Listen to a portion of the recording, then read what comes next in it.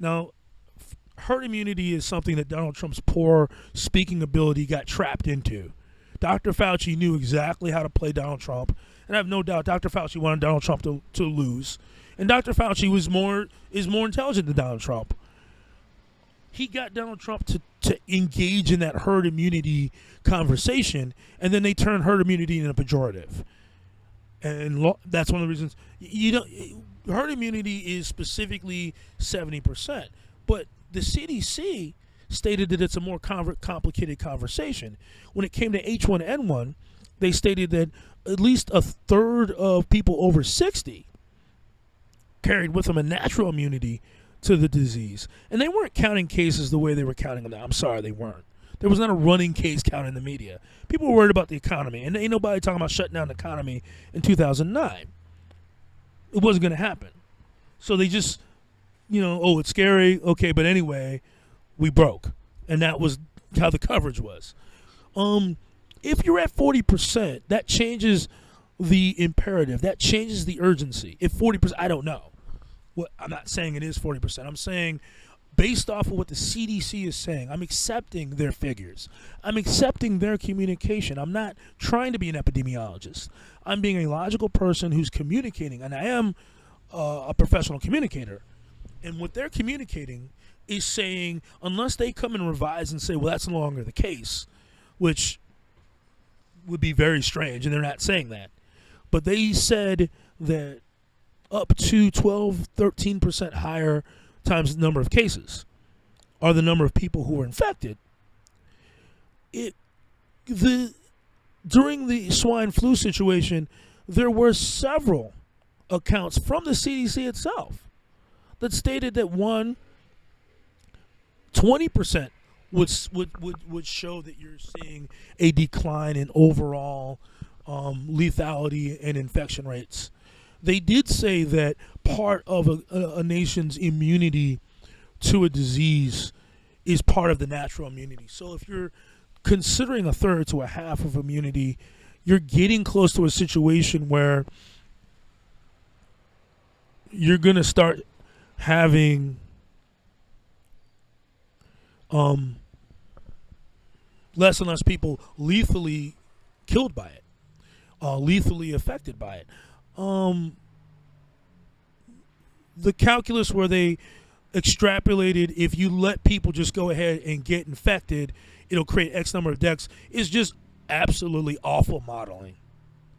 You're not breaking down for region. You're not breaking down for age. You're not breaking down that at one point, 6% of the population, 0.6% of the population accounted for 43% of the deaths back in April. That would be your long-term and nursing home population, which means that you have to reconsider and restructure your modeling for how many people would die based off the fact that I believe it's only about we're talking about 1/6 of the population, or 0.6% of the population lives in these facilities. They're giving you an equal distribution of infections to deaths, and that's not how it works.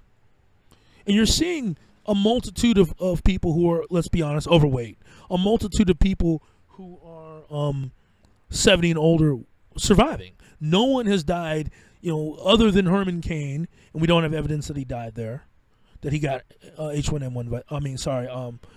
We don't have evidence that he got the virus there. You're not hearing of anyone else in that group dying.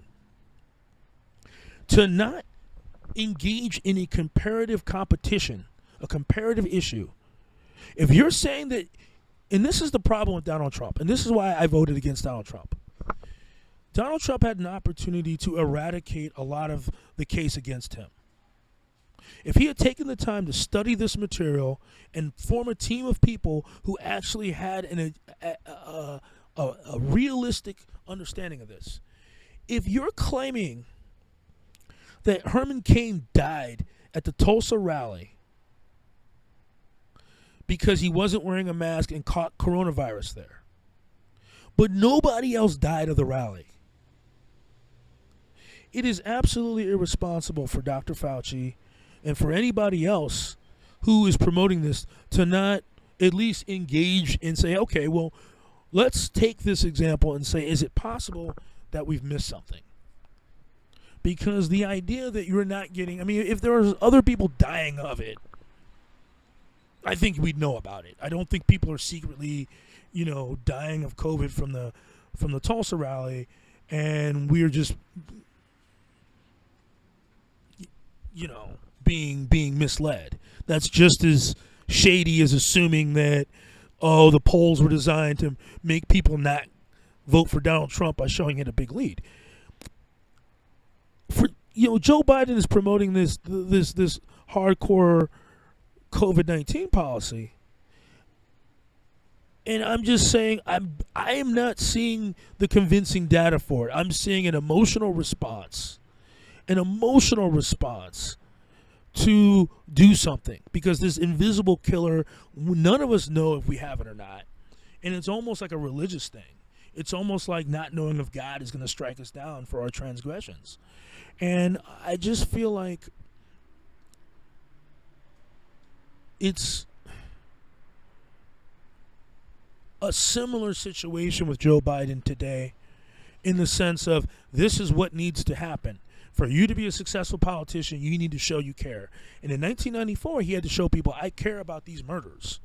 And he promoted and signed on to a bill and wrote a bill that had things built into it that were extremely counterproductive.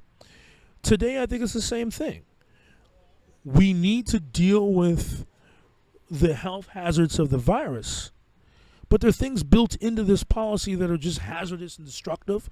There's evidence that there are people that may have died, a lot of people that may have died because of the impacts of the shutdown. And so I think that realistically, in the end, we have to reconsider whether we demonize a challenge to a policy as being not caring about the problem.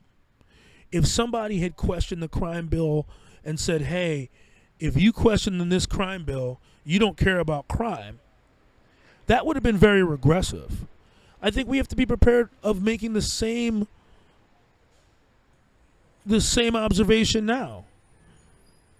To say I don't care about COVID-19 is I think unfair. What I'm saying is I'm questioning a lot of the things that I'm seeing and questioning whether or not those things are sound. And if masks are not as effective as we think they are, it may be that we're infecting more people than we should be, or getting more people sick than we should be, because we're not focused on the right thing. And if Dr. Fauci, you're assuming that he's great, but maybe he's not great. Maybe Dr. Fauci sucks.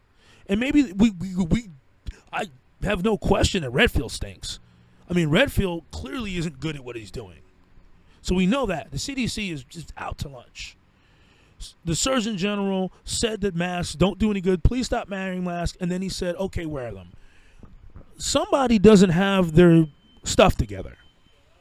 And if you want to demonize questioning the health establishment, but when Bernie Sanders was running, it was okay to demonize Big Pharma. Big Pharma got millions of Americans hooked on OxyContin. They have millions of people taking ADHS medicine when they really should be helping people learn how to teach their kids and interact with their kids. The fact of the matter is simple. If we don't have people in our society to question policies when they're coming out, then we're going to run ourselves into a situation where we never, ever, ever get to the right answer unless we luck out and the people promoting the policy at the time happen to have it all together. Joe Biden did not have all the answers and didn't have it all together in 1994, and I fear that the mask COVID-19 folks don't have it all together in 2020. And I think it's a good thing that we have people who are prepared to have that conversation.